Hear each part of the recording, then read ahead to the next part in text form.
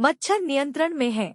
भुवनेश्वर में घनत्व 67, कटक में 80 तक पहुंच गया। नजर डलते हैं पूरी घटना की तरफ।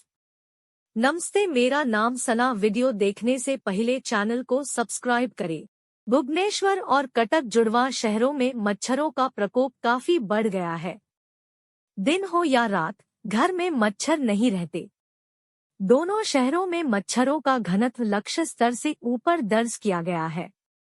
अक्टूबर से नवंबर से मच्छरों का प्रजनन शुरू हो गया है और यह स्थिति अगले 3 महीने तक बनी रह सकती है। दूसरी ओर शहरी क्षेत्रों में मच्छरों पर नियंत्रण के लिए किए गए उपाय पर्याप्त नहीं हैं।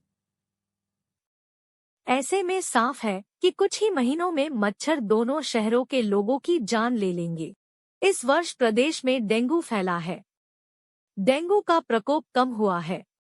फिर एक और मच्छर उपद्रव मस्कोबिटो गिरना शुरू हो गया है।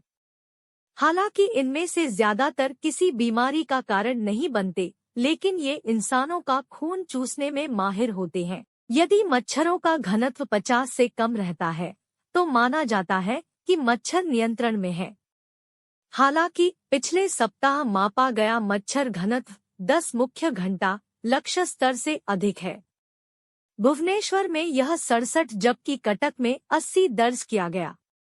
अब चूंकि भुवनेश्वर में मच्छरों का प्रजनन शुरू हो गया है, विशेषज्ञों ने आशंका जताई है कि जल्द ही मच्छरों का घनत्व 80 तक पहुंच जाएगा। यह भी कहा गया है कि अगर अभी से मच्छरों पर नियंत्रण नहीं किया गया तो मच्छर लोगों के नाक और मुंह में घुस जाएंगे। पिछले महीने राज्य स्वास्थ्य विभाग ने शहरी इलाकों में मच्छरों पर नियंत्रण के लिए सभी महानगरों को पत्र लिखा था।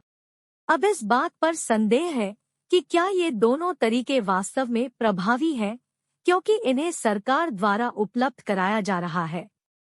क्योंकि मच्छर कम होने की बजाय बढ़ते ही जा रहे हैं, इसलिए इस कीटनाशक के नमूने एकत्र कर प्रयोगशाला में परीक्षण कराने की मांग की गई है। साथ ही यह भी सवाल है कि पते पर फॉगिंग हो रही है या नहीं। वयस्क मच्छरों के लिए फॉगिंग आवश्यक है। ऐसे में अगर लोगों के रहने की जगह गलियों में फॉगिंग की जाएगी तो मच्छर कैसे मरेंगी? ईएमएस के सामुदायिक चिकित्सा विभाग के सहायक प्रोफेसर डॉक्टर विनोद बेहरा के अनुसार विनाशकारी जल निकासी प्रणाली इसके लिए मुख्य रूप से जिम्मेदार है। भुवनेश्वर के आसपास बने कई अपार्टमेंट पानी से घिरे हुए हैं। जैसे जैसे शहर बढ़ता है, नगर निगम के लिए हर क्षेत्र में जाकर मच्छरदानी या फॉगिंग कराना संभव नहीं है।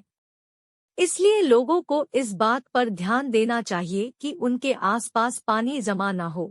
मच्छरों के काटने से बचने के लिए आपको मच्छरदानी लगाकर सोना चाहिए और शाम के समय शरीर को ढकने वाले कपड़े पहनने चाहिए। एक जीआईएस अध्ययन उस क्षेत्र को इंगित कर सकता है जहां वेक्टर बढ़ रहा है। हांगकांग में स्थानीय सरकार बड़ी संख्या में बाज मच्छर पैदा करने के लिए आनुवंशिक तरीकों का उपयोग कर रही है ताकि मच्छरों का प्रजनन न हो। हालांकि इसकी लागत सापेक्ष है, फिर भी यदि इस पद्धति को कम से कम प्रायोगिक तौर पर लागू किया जाए तो सरकार को कुछ लाभ मिल सकता है, बेहरा ने कहा। भुवनेश्वर शहरी स्वास्थ्य अधिकारी डॉक्टर दीपक बिशोई ने कहा, अभी उपद्रवी मच्छरों के प्रजनन का मौसम है। दिसंबर के अंत तक यह नियंत्रण में आ जाएगा। डॉक्टर बिशोई, जिन्होंने राजधानी में मच्छरों को नियंत्रित करने के लिए इस्तेमाल किए जाने वाले कीटनाशकों की प्रभावशीलता को व्यक्तिगत रूप से देखा है, ने कहा। इसी तरह कटक शहरी स्वास्थ्य अधिकारी डॉक्टर सत्यव्रत महापात्र ने कहा, कटक के कुछ वार्डों में मच्छरों का घनत्व 80 हो सकता है, लेकिन सभी वार्डों का औसत घनत्व 56 है। फॉगिंग में उपयोग की जाने वाली दवाएं ही वैज्ञानिक रूप से प्रमाणित दवाएं हैं। डॉक्टर महापात्रा ने कहा कि इसमें कोई दिक्कत नहीं।